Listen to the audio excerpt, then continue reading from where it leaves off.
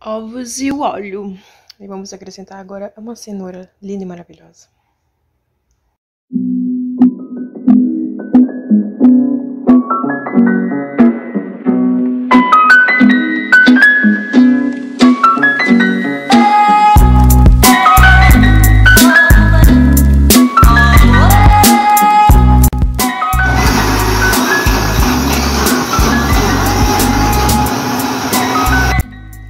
O açúcar agora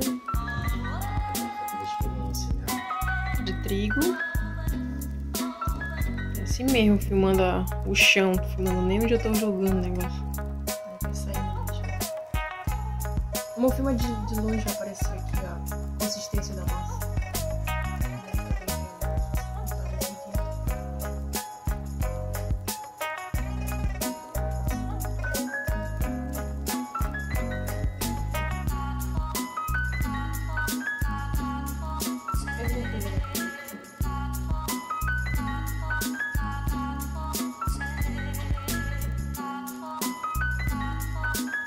Olha como ficou meu bolinho, coisa linda.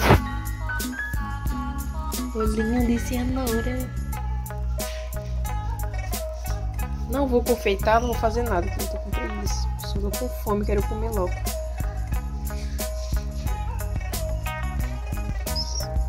Que lindo, meu Deus, meu bolinho de cenoura ficou pronto. Nossa, meu Deus, meu bolo de cenoura acabou de sair do fogo. Ai, meu Deus.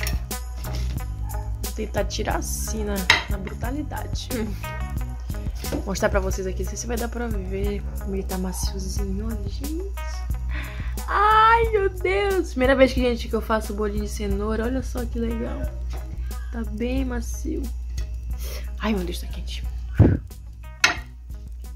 Ai, não vai dar pra pegar assim.